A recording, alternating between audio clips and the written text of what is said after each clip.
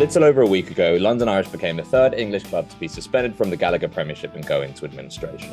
Joining myself, Brendan Gallagher, and Nick Powell today to react and discuss the fallout, as well as talk about the structure of the Premiership itself, is London Irish's all-time top try scorer, Topsy Ojo.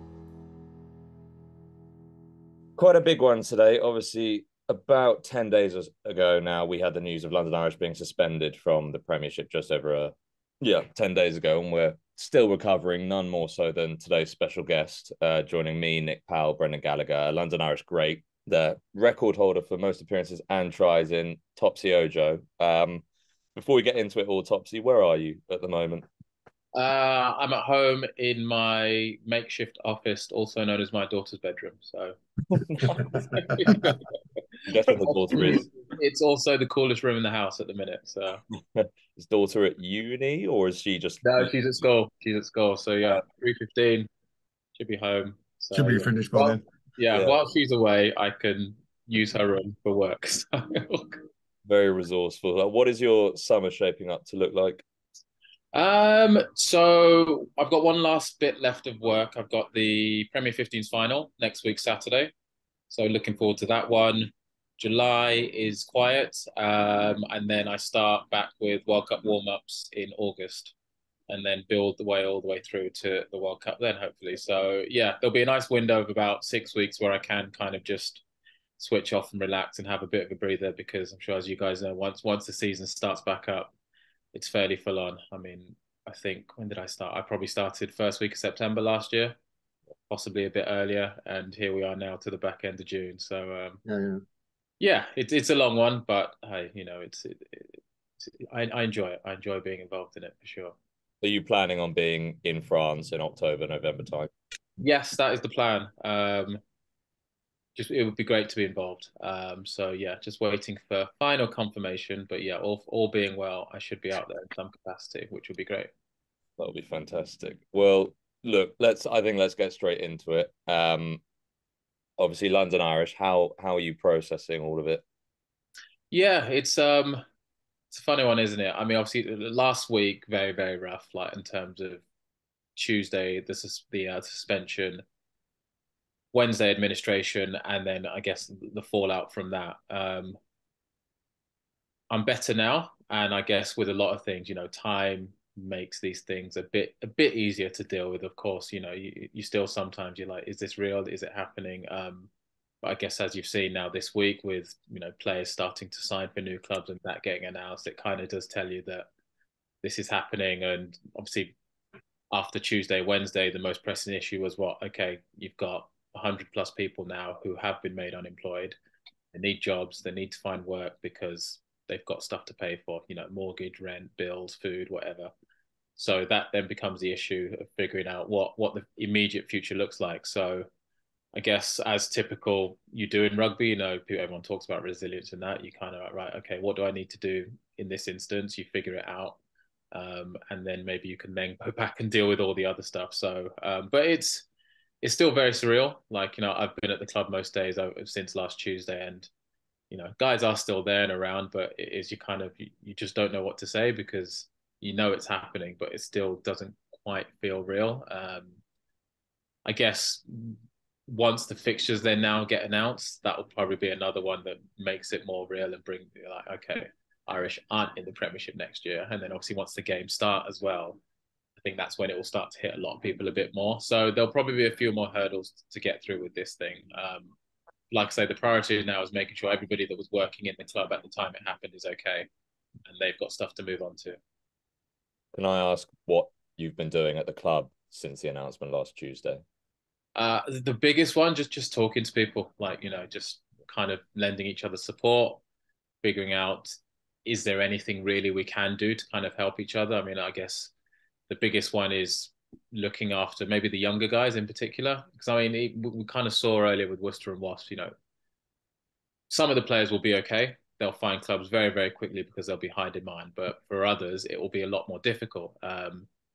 We've got Irish, there's a couple of young guys who are at the start of long-term injuries.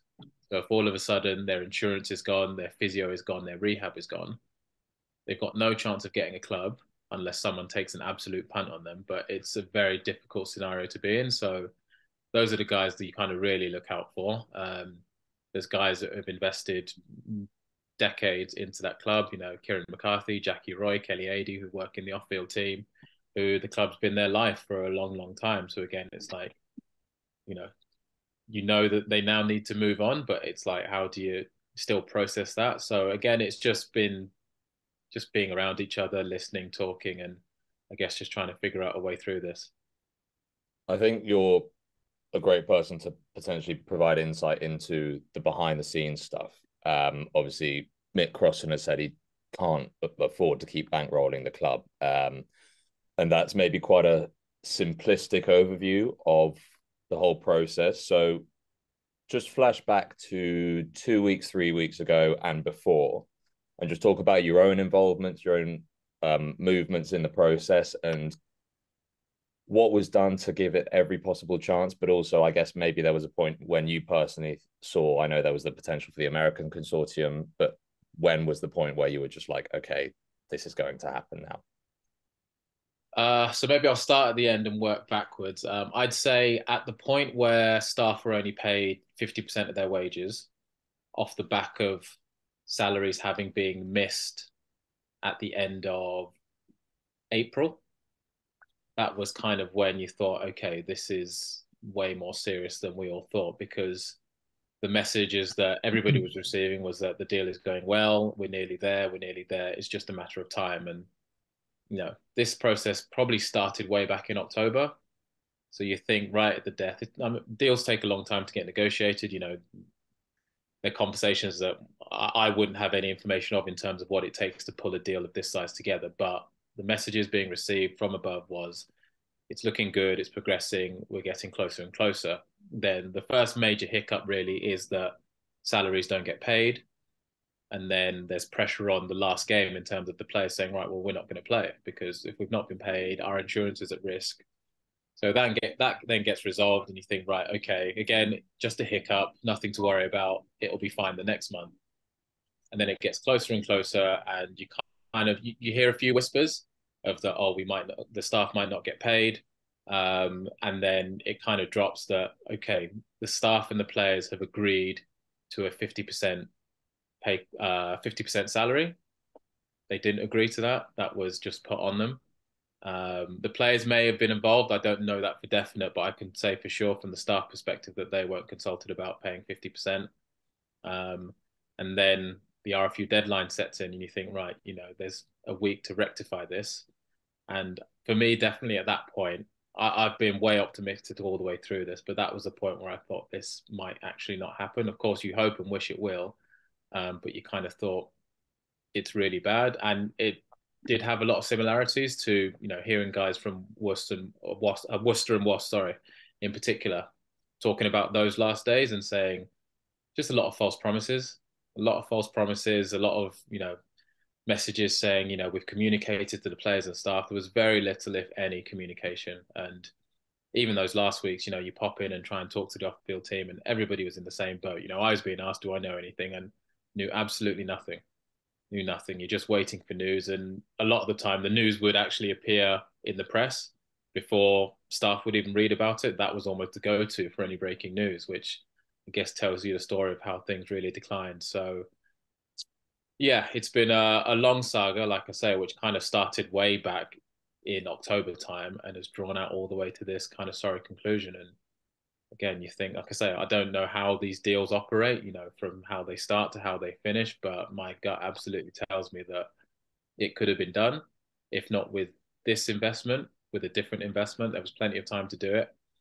And yeah, that's how we've ended up where we are. How do you feel when you go to the club and you see obviously the fantastic facilities that are still there, the gates you've walked through, the try line you've scored at however many times? What sort of meaning does that carry now off that, obviously the heritage of the club itself, your involvement with it, that was obviously incredibly meaningful before. How has that changed now in the past 10 days or so and more?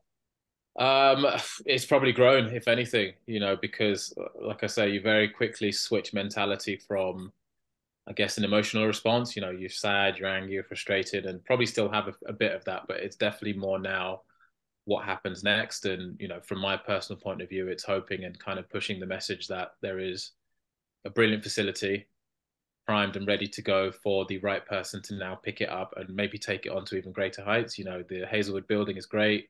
The amateurs are there. You've got the juniors and the minis, and there's hundreds and thousands of the people still involved and actually relying on that property. So as much as everything that's happened in the last 10 days or so, actually, okay, the most important thing from my perspective now is a buyer walking through the doors and saying, I want to pick it up and run with it. Topsy, can you just clear up for us who actually owns that? Because when Sundry was sold for a very considerable amount, you bought the new site, you developed a new site. My understanding was that that was for the amateur club, and the amateur club own it. But I'm not sure I've got that entirely right. So No, whose capital asset is whose yeah, capital asset is that? yeah, we might have to fact check. So as I understand it now, London Irish Holdings owns Hazelwood, the building, the ground, everything. They're the majority. There are two companies. I can't remember off my top of my head what the other one is called. It's, I think actually it's London Irish Scottish Richmond. So there's two parties, but London Irish Holdings is the majority shareholder. They're the controlling party, so they own everything. So does that mean the amateur club remains entirely has the free use, not the free use, the use of those facilities, the pitches, the bars, that is still accessible to the London Irish Amateur Club? As it stands, yes, because they have a long-term lease on the building itself. I want to say 15 years, if I think. I think that's 15 years, rings a bell. So they have rights to the building, and they are themselves a completely separate independent company. So I guess the issue for them will be who buys it now. You know, I'd be surprised if a developer buys it, because I know before we got it, Chelsea tried to come in and buy it, and it would be a developer's dream. But I think it would be a nightmare to try and get that through council permissions because of all the green. So there's hopefully a bit of protection there, but that is the worry. The administrator. If somebody bought it, would that then be used to pay off creditors? I mean, well, and this was kind of the point. Yeah. The pressing issue now for the creditors is finding the best person who's going to pay off the debt and wants to buy the asset. It doesn't matter what their background is or what they want to do with it. If they satisfy those criteria, that's their major concern. I say major concern, but that's their role, is to find. That's a responsibility, isn't it, to meet creditors as much as possible. Yeah. So as much as I can want and wish it to be somebody Rugby to come and pick it up again, it could be anyone. So that's why, like I say, from my point of view now, whenever anyone asks me, this is what is there. Yes, from a professional point of view, it's gone at the minute, but there is still so much that somebody could do so much good with, not just in a rugby perspective, but in the community as well. The foundation are there as well. So hopefully the right person gets the message and walks through the doors if they haven't already. Yeah. Topsy, I just wanted to ask, what do you think of the RFU deadline that was put in place? Do you think it was too arbitrary? Because you talk about all the potential that the club has, and actually, there's still a huge amount of value that can be extracted from the club. But without the P share or the fact that they're in the Premiership anymore, why did the RFU have to set a deadline that was at the end of May? Do you think that was too arbitrary? Do you think it was too early? Because you said they had enough time to get the deal over the line, but surely a couple more weeks, maybe a month, would have helped that even more. Yeah, absolutely. Again, I don't know why that deadline was put in, but if you think to doing everything you can to help a club out, yes, you could have applied more pressure in terms of making sure everybody got paid their full salary. But if that could have been put in, they could easily have been given till the end of this month, because the fixtures aren't actually due until June 16th or sometime mid-July. Sorry, mid-July. Okay. So actually, obviously, you can provisionally have stuff in place, but you could say, right, okay, if you can get the staff paid in full, you've got till the end of June, which would have been another, 3.5 weeks. And again, I don't know how the deals work, but if you said to the American consortium, right, you've got 3 days, if the money's not here, you're out, and we're going to go to market, and yes, it's short time, but we'll try and find somebody in that 3 weeks, then at least you're kind of doing everything you can. That kind of initial window came about out of nowhere. I don't really know the reasoning for it, and I've not heard any reasoning to kind of justify why that deadline was set. I understand wanting to know the plan, but there was enough time. Like, if you need to, you could do things very, very quickly. And I think definitely Irish could have been given till the end of June to make this happen. Does that make it hurt even more? The fact that, in the case of Wasps and Worcester, Wasps had like 9-figure debts, and Worcester, given the everything around that, it was always going to be hard to sell that off. Does it make it even more painful to think, we could easily still be going? Yeah, I'd say, and definitely in the middle parts of last week, when you're kind of trying to wrap your head around this, that was one of the things that was talked about a lot, in terms of more time could have been given.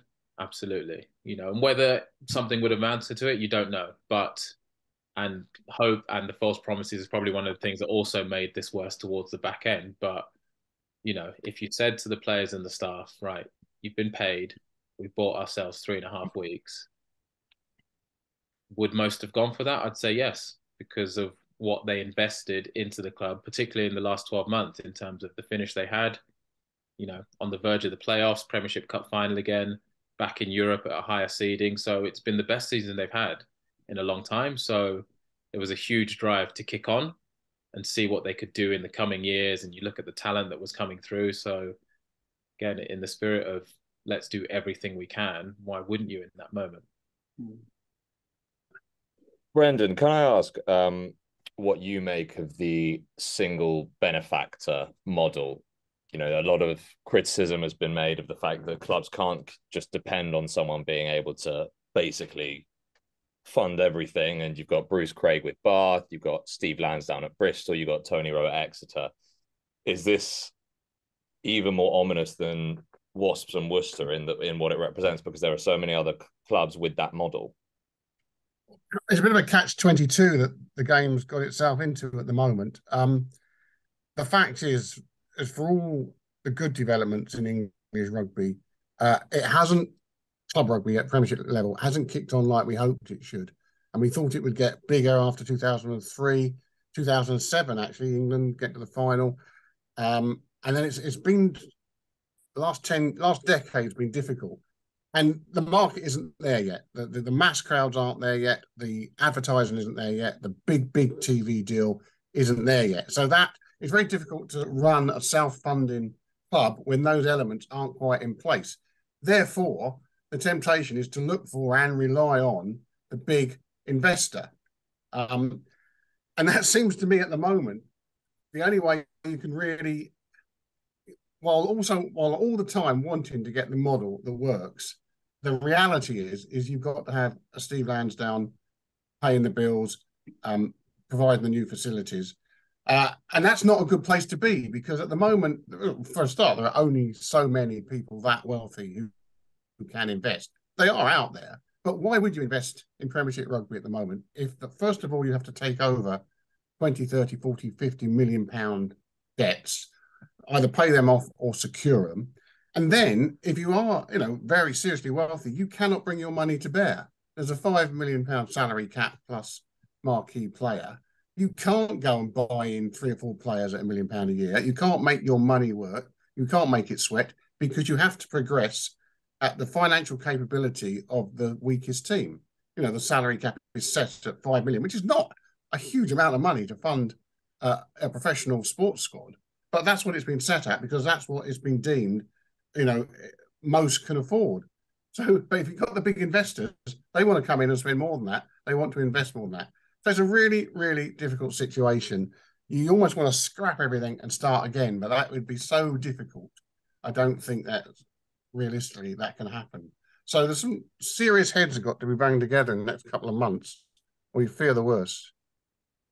The steps been taken in the last week or so, a new sporting commission, which I got to say, well, I don't think any of us really understand too much about it. It's chaired by Nigel Melville. Tom Wood's also involved, and it's basically to not ensure, but help progress the governance of these clubs. Topsy, what do you understand of how that's going to work, if anything more than what I've just said?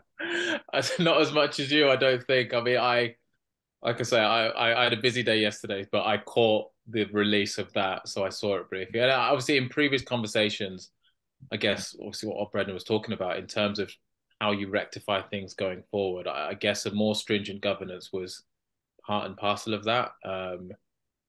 Just giving us clarity, a bit of direction in terms of where we're going, and actually a board where decisions can be made quicker and new ideas or new structures implemented quicker so that we can actually look at, right, how do we take the product which is delivering on the pitch and build around it and add to it and add value? Because at the moment, they're worlds apart. The product on the pitch is great, the players are doing their absolute best, and on a weekend we love being there, but then in the week it's one headache after another. You're trying to firefight, you're trying to problem solve. So I hope that this is, I guess, one of the first steps in terms of, right, let's really get our heads around everything that's happened in recent times and figure out what the first step forward is. And better governance is something that everybody's mentioned. So hopefully this is step one.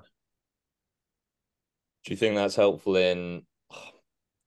I've wondered. We asked this with Wasps and Worcester particularly. Obviously, a lot could have been done differently. With London Irish, maybe part of the reason it's so ominous is because there isn't that feeling that all that much could have gone too differently or been done too differently. But one example that's come up a few times is Adam Coleman being on 900,000 a year, for example. But do you think that's going to help other Premiership clubs, is to have that, like you say, stringent, this is how a club should be run, which the RFU doesn't seem to have offered a great deal of? Yeah, well, again, it's because of how rugby's been structured for many, many years. They are independent businesses. So there's actually, as much as they're part of a league and a union, there's only so much direct influence you can have. So hopefully if the commission now are able to set out a couple of key guidelines in terms of, right, these are actually what clubs need to adhere to, then you can kind of start to hold teams to account, whether it's from, strict policing of the salary cap, making sure that, revenues and expenditure match each other so that teams aren't spending above their means. Because, obviously you referenced the Adam Coleman thing. And if I remember right, for a while, Irish didn't really spend up to the salary cap because they were trying, to be within their means and, to try and become more sustainable. But I guess in trying to become a more successful team, they went after some players and they started to spend a bit more money, and it did make a difference on the pitch. I mean, obviously Adam's been out injured for a while, unfortunately, but when he was on the pitch, you could see what Irish had paid for. You could see the value in spending money on a world-class player, a proven international who will go out and deliver. But now we're here, it's like, right, was that the best use of the money? Or again, should we have stayed? I mean, it's easy to play that game now and look at hindsight, but maybe in that is a little snippet of, if you spend too much and you're not recouping that, especially in terms of, gate revenues and bums on seats and that, then at some point the debts are going to stack up. And, as you've mentioned, some clubs are happy because they do have the benefactor that wants to do that. Other clubs say, no, we are going to spend within our means. And if that means that, we don't have 10 to 15 England internationals and, we're growing slowly, that's what we'll do. But that's right for us. And, looking at everything now, maybe that should have been the way things should have been attacked from many years ago to stop us getting to where we are now. But even that's a bit tricky, isn't it, Topsy? Because, one assumes that even if, we don't know if £900,000 is correct, but even if that was spent on Adam Coleman, overall you were within the salary cap, or you came in on the salary cap. So that can't be considered, over expenditure, because that is the given amount. Yeah. What I wonder sometimes over a lot of clubs is there's a lot of people on the payroll, and you wonder, huge coaching staffs, backroom staff. And I know, for example, when Bath had their pre-season day, a mate of mine told me there was 106 people in Bath tracksuits who were having their photos taken that day. I just don't know what everybody does. I mean, you've got a very high-powered coaching staff at Irish who won't come cheap, and they've got a lot of assistants. And I'm not just having to go at Irish here, this is general in the Premiership. Has it grown a bit too large, the ancillary staff? Because, rugby is an expensive game anyway, because it's such a big squad. You have to carry such a big squad.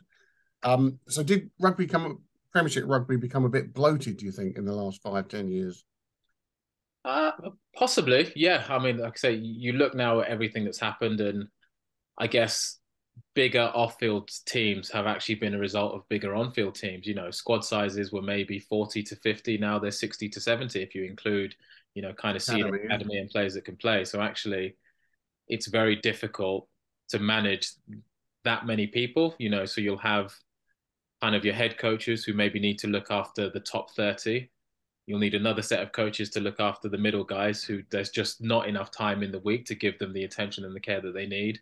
And then you've got your academy players who need a different type of coaching as well. You know, it's not just about on field, it's about their journey and, you know, even just growing up and just a bit of mentorship in terms of 18 to 21, going from kid in school to actually now you're a full-time professional. So once you start to do that and then that expands, you know, if you've got that many guys, your physio team needs to be able to handle all of them.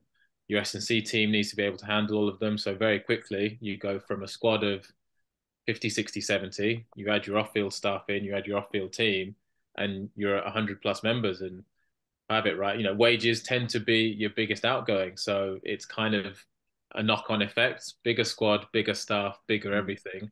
And you end up spending more because, you know, there's only so many interns you can have. Everybody's after a job. Everyone's got bills to pay, so they need food on the table. So you can kind of see why these squad sizes and, well, staff sizes end up as big as they are. Yeah. This is the knock-on effect, fear, right? And it's not just in the domain you're talking about. Topsy, you've spoken about funding and be this in the Championship or Premiership clubs. But the RFU, if we take Premiership clubs for the moment, pay 25 million to the Premiership each year, and they've said themselves that they can't keep doing that for failing business models. So what does that mean? They drop funding and then it just starts to spiral? I mean, that seems like a bit of a, I don't know, it just seems like two irreconcilable incompatibilities, really. Well, yeah, and I guess the argument would be that, again, when you've got two separate unions and you've got club versus country, RFU will say, well, we need your players for England internationals. And the clubs then say, well, we pay the players' wages and you actually take them off us for large chunks of the season. So actually, how would you go about reducing the money?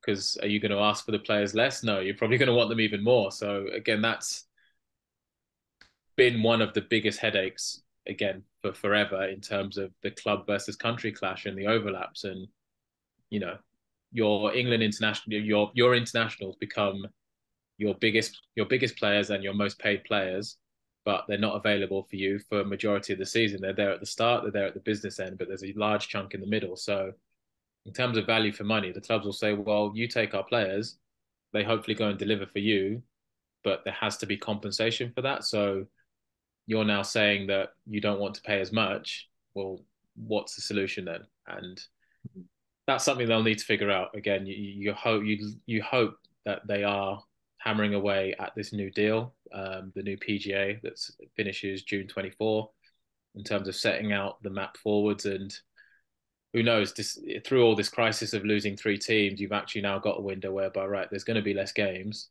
Potentially there could be less crossover.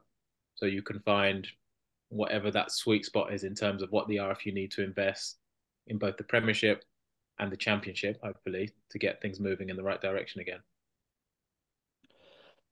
The clubs have got a very good point there, Topsy.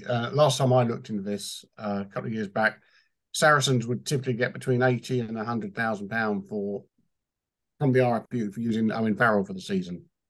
Well, that doesn't even begin to pay the loss of Owen Farrell for 12, 14 weekends in the season. It's not even remotely economic and fair. So if the RFU did ever want to play hardball and say, we're not going to divvy up this 25 million, the clubs could play very hardball indeed and say, well, you know, we want proper compensation for the international players we reduce, and it might be £500,000 a season. You know, that's what that would actually be the economic rate for Owen Farrell. So that could get very nasty at these negotiations. But I think a lot of people are on the club side there. Yeah, I would agree. And like I said, the clubs are the ones who invest the most. You know, they go out and they recruit these players and they take them from boys to men. They upskill them, they develop them, they turn them into internationals, and then England take them. And obviously, every club wants their individuals to go on and be international and to be successful. You know, you want to see these guys go on and represent you in that way, but there has to be kind of joined up thinking in terms of, and compensation in terms of, right, okay, you're now taking our best players for large chunks of the season, so let's agree on how that's going to work. And it's difficult to now kind of move the goalposts and say, okay, we're now going to give you less. Well, hang on, we're still the ones investing all the time, and you're now benefiting from years of hard work that we've done. Of course, you come in and you give them that international elite level coaching, but the process is started by the clubs. So you can't kind of hang them out to dry. It has to be. And this, again, the joined up thinking, the alignment is something that they need to get over. They need to actually start pulling in the same direction so that we don't end up talking again about club versus country, teams going under, because actually that will now help the game start to generate more. Let's actually align our thinking and get both union, Prem Rugby, RFU promoting each other and delivering for each other, because you like to think that that will then lead to success on both sides, you know. Yeah. Topsy, I just wanted to jump in. It's a little bit of an unrelated point, but I really wanted to ask this question. A couple of weeks ago on the podcast, I went on a bit of a rant about London clubs having to move out of London and move into bigger stadiums. And I was wondering, specifically with London Irish, you were obviously, I think, am I right in saying the entire time that you played at the club, you were in Reading? Yeah. What was the thinking around that? I mean, how did people feel about that? Was it always a feeling we need to get back to London? This is like a drain on resources. We're not getting the sort of crowds we should be getting, kind of thing. Was that talked about, or was it not really a thing? It was talked about. It was. Like I say, I played my whole career at Reading, and for me, obviously, it was brilliant. You want to, as we just talked about, you want to come through the academy, progress, get into the first team, and play at the first team stadium. But then you get older, you get a bit more involved, invested in the club, especially behind the scenes. And obviously, I think I don't know the particulars of the move to Reading, but at the time, it was an essential move in terms of the club needs somewhere to go and play. But I also know for sure that the deal to play at Reading was not a good one. I mean, I'd love to have the number, but it was something like for every pound, Irish made 20p. Whereas at Brentford, it was closer to 50, 60p, something like that. So even that, when you stack up into thousands and millions, tells the story. So Irish could invest as much as they wanted to in Reading, but there was only so much they could do.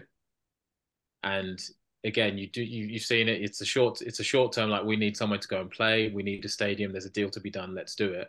And you kind of get it done and go, right, we're okay, we're safe. But when I kind of heard that, I was like, man, we could sell this place out every single weekend, get 24,000 into the Medeski, and how much we'd make in comparison, like nowhere near enough.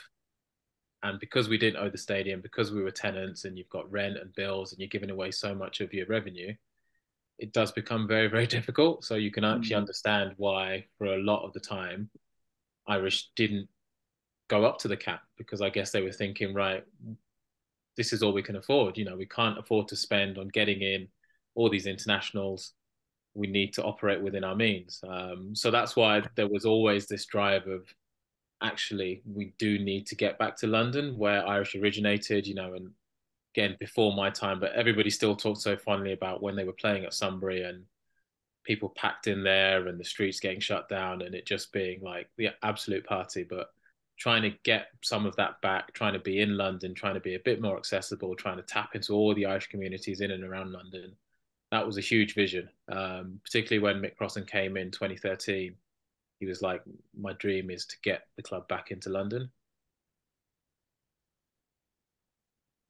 Yeah, and do you think there was a slight overestimation of how much of an impact that was going to have? Like, is that related to the sort of Coleman salary thing that we've already touched on? Do you think there was a little bit too much? Because obviously it was massively beneficial from the stats you've just outlined. But do you think there was a slight overestimation of how good it was going to be? I mean, obviously COVID really didn't help as well.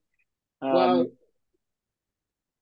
I wouldn't have said overestimation, no, because again, if I fast forward first, I mean, COVID came in, first year in, and they moved to the stadium and it was empty. So, that's just no way to kickstart a new tenure. But if you look at where they were at the end, averaging very good crowds, playing really good rugby, winning fans up and down the country, not just their own, growing new fans, bringing the old fans along. So actually, at the start of something which could have turned into something really, really special, Champions Cup rugby, which they've not had in ages as well, which is going to bring in more crowd, which is going to bring in more revenue, new broadcast deal on the horizon, back in London where they are more accessible. It's easier to get to, good stadium atmosphere, the off-field team delivering. So again, in terms of where they were end of May, you're like, right, this could kick on and become something really, really good. And even, yes, they don't own the stadium, but they're able to generate so much more money, which will allow them to do more things that will attract and build everything up. So, yeah, I said that would have been the dream.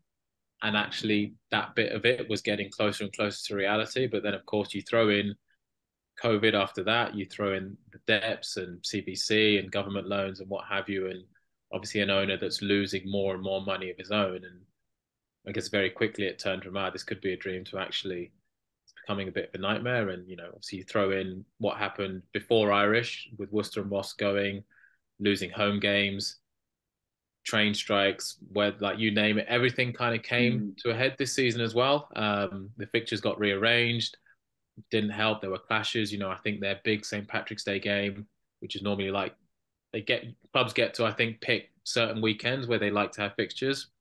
Irish played St. Patrick's Day the same day as Saracens played Spurs at Tottenham Hotspur Stadium. So even though you probably don't think, there's just a slight knock-on effect of terms of we could have been the showpiece game and we weren't. So just so many things like that happened in a short space of time that I think then led to the owner Mick saying, I actually can't afford to fund this anymore. Yeah, it really does feel, in comparison to the other two, like it was just the wrong things happening at the wrong time. Like unlucky. I mean, we spoke about the deadline earlier, but it's much more the feeling of this was an avoidable problem. And I guess, as I already mentioned, that must be what is quite difficult to process, because in your mind, were you, until very recently, were you foreseeing this sort of team that's going to make the playoffs every year, sell out Brentford, all of this stuff? Yeah, absolutely. Like, spending a lot of time at the club with the off-field team, just being at the stadium most match days, even like having my bar there, you could you get a feel and you see the growth. You can see it firsthand. And especially after the first season, full crowds where they built, you're like, okay, we can see it, but it probably needs a few more things added to it. And then the team starts performing, of course, which absolutely helps. They're back in Europe, and you can start to feel it. Like, I mean, if you guys have been there on a match day, but you look around and you can like, okay, this could happen. This could really happen. But like I say, for so many reasons this season, I mean, even again, like at the time you wouldn't think about it, but I think Worcester were their first home game. And that week, the whole build-up was, is the game going to go ahead? Is it not going to go ahead? That kind of confusion and not knowing actually means that when the game does go ahead, it's so short notice that there's no crowd there. And Yeah, that just season ticket holders and no one actually buying tickets. Because what's the point? Yeah, so there's things like that. And obviously we've spoken about club versus country. I think they played Leicester Tigers on the same day as England Wales, and crowd was nothing, like, so Yeah. again, you're like, just so many things like that have a knock-on effect on the club as a business, because you anticipate for a 10,000 crowd, fixtures come out and you get 5,000, and that makes a massive difference. There seems to be a lot more sadness within rather than anger. We had actually, Nick, you were on that Ollie Lawrence episode towards the back end where he was really going after the way that Worcester had been handled. So I think, yeah, it does seem like just an unhappy combination. But Brendan, I'm going to bring you in here. I don't know if you saw Neil Fissler's tweet after it was announced that London Irish were going into administration. There was a little bit of anger there on behalf of the players and the staff, and he said that they were subject to piss taking and lies until the very end. Brendan, what do you think he's referring to there? Well, you'd have to ask Fizz that one, to be absolutely honest. I think it's probably a natural reaction to very disappointed and worried players, most of them youngish blokes, not all of them sort of settled in their lives to having their dream ripped away very quickly. And that, as we've all been saying, it did seem to happen very quickly compared with others. I've always assumed that Irish really canny club, great club. For me, London Irish, like the West Ham of rugby, they're everybody's second club because everybody has always loved the way they play. They love the attitude and the atmosphere. Wherever Irish have played, all their grounds, you get the same welcome and there's the same ambience. So there was a lot of general disappointment, but I imagine the players felt a bit sold down the river. The speed of it, I think, more than anything, that they were still dreaming of Europe next September, or next will be after the World Cup, won't it? And suddenly they're out of a job. So I suspect harsh words were said. But where do you apportion blame? It seems a very complex situation, this one, to me, London Irish. As the game generally is letting clubs down. One or two specific things have happened, lots of bad luck, bad timing, and it just culminates. And yeah, I imagine it got a bit heated, and Fizz with his ear to the ground, we've undoubtedly picked up on a bit of that. Let's try put some smiles back on some faces by doing the random rugby 15, Topsy. It's 15 quick fire questions for you, just about your career in general. If you're good with that, we can get going with it. Yeah, absolutely. Let's do it. Good. Nickname. T-Money. T-Money. And Topsy is technically a nickname, isn't it, as well? Yeah, Topsy, short for Temi Topper, which is my full name, official name for passports and travel. But yeah, I've been Topsy for forever. So. Best rugby memory.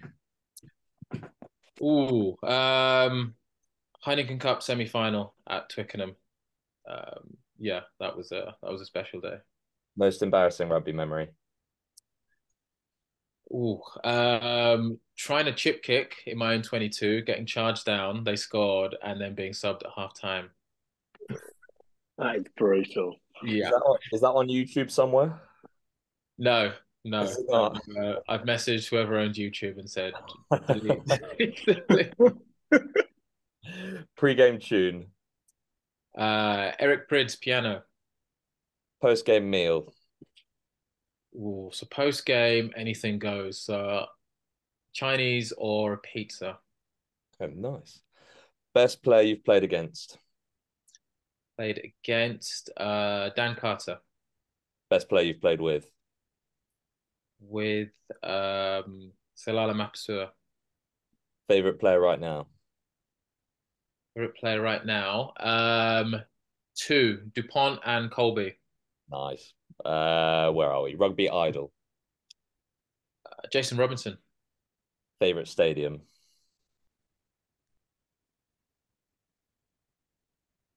Gonna go with La Défense Arena. Nice. Favorite gym exercise. Squat. Nice. Quite a lot of wingers say squat, actually. Shane Williams said squat. Caden Murley said squat. You build up a lot of speed in the squat. So, yeah. Occupation if rugby didn't exist.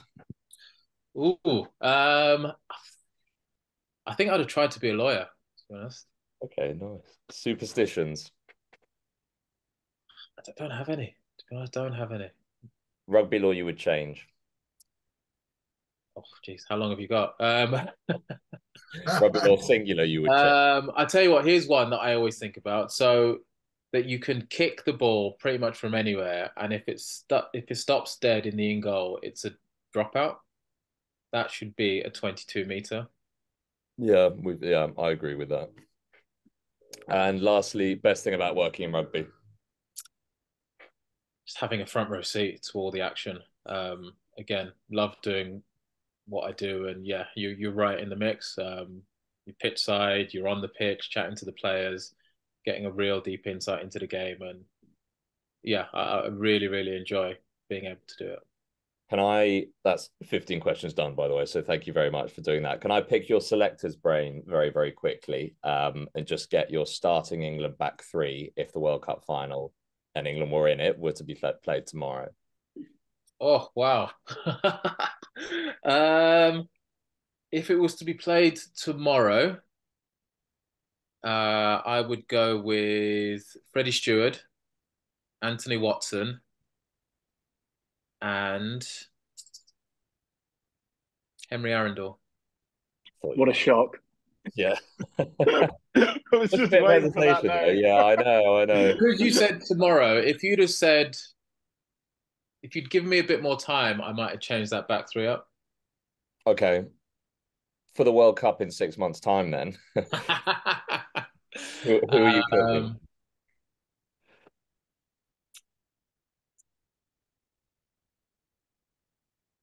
Same back three. Nice. I'll accept that. I'll accept that. 10 minutes or so left. I just want to ask, because Topsy, I remember you went on the record about believing that the champion for the promotion relegation should be brought back, and I think that was maybe a couple of years ago. You said, or maybe a year ago that you said that.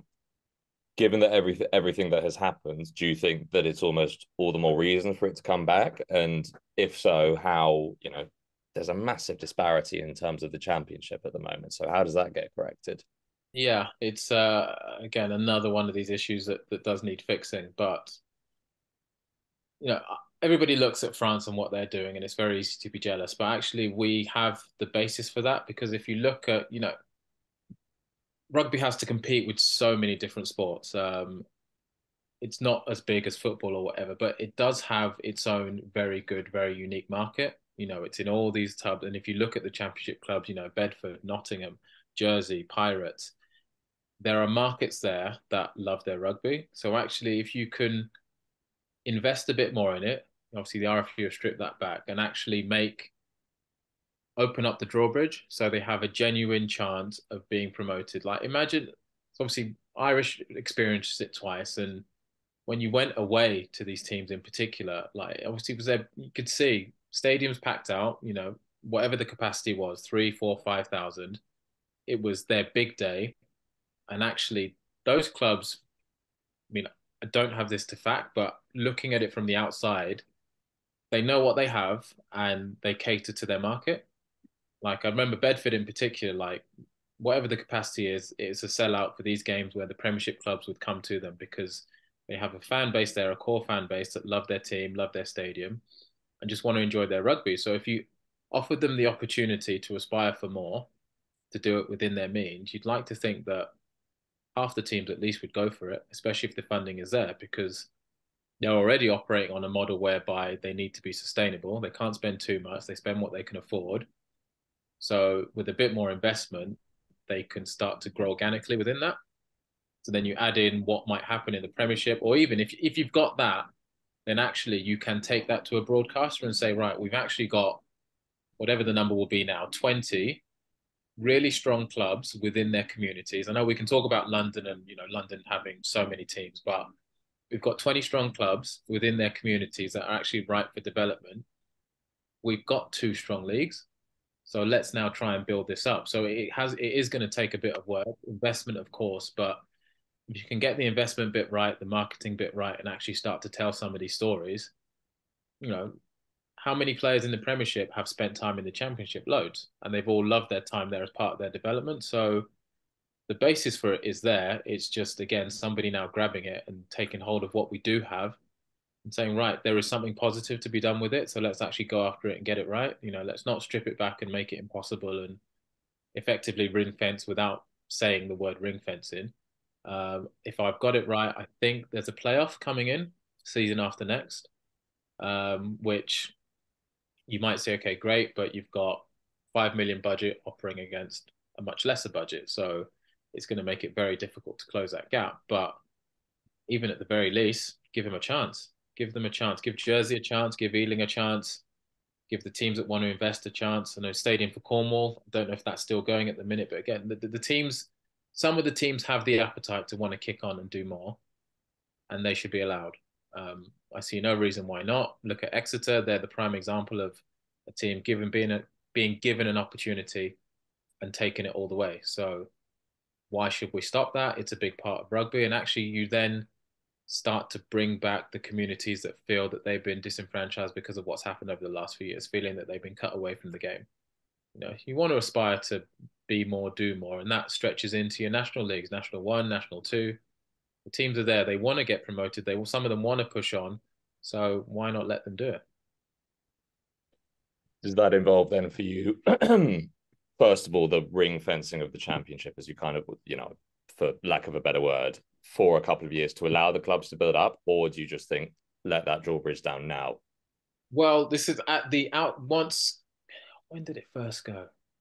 I think this kind of debate around the ring fencing and that. I remember at the time, I'm pretty sure I said if you could ring fence it for a certain period, maybe 2, 3 years, but with guaranteed investment, then yes, because you give teams the time to prepare. This probably would have been maybe just after COVID or just before. I can't remember, but at that time, you could have done it if you could guarantee the investment because it allows teams the time to build their squads, build their infrastructure, look at their stadium, and actually say, right, we've got 3 years to plan properly. Do we really want to go after this or do we not? And then when the drawbridge comes back up in 3 years' time, you'll see the teams that were saying like, right, we're ready, let's go for it. At the time, it would have worked. I'd say now you just need to open it up. Let's open it up and let's get to work. I think we've had, yes, there was an adjustment period after COVID, but I think we've had enough years now of tinkering and playing with things. Let's get back to what it was. And because that will actually, everyone says, grow the game, grow the game. It will actually allow us to tap back into the communities that don't feel that they're a part of what's happening at the top of the game at the minute.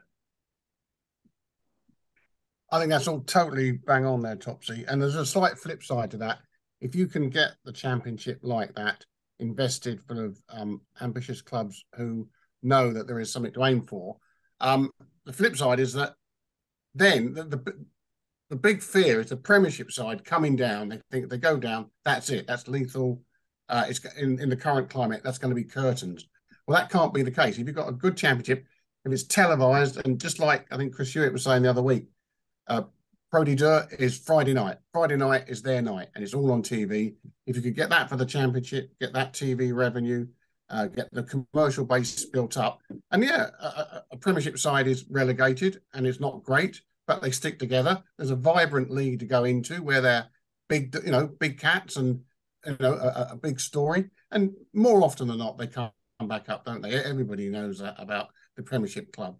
So if they could just take that fear out of the Premiership clubs going through the trap door by, giving them a championship that is an absolutely cracking little league in its own right, I think you'd go a long way to sort of evening out that situation and giving us a bit of stability.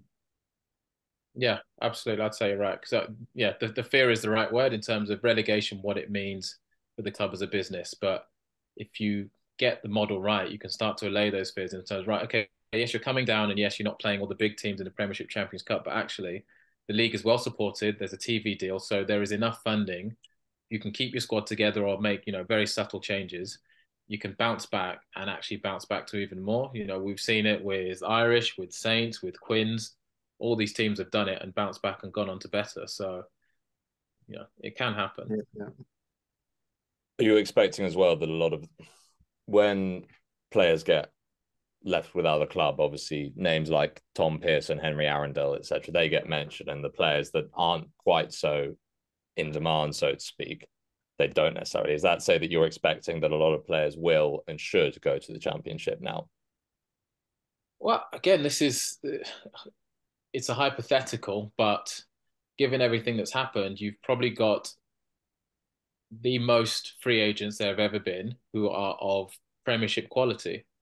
So if you could find the funding somewhere and put those guys into the championship, all of a sudden you've got two really strong leagues. And to say to these guys, obviously they want to play Premiership rugby, but actually being in the championship is no bad thing because there is investment, there is a TV deal, there is ambition and growth for you guys to maybe push on and be a Premiership side.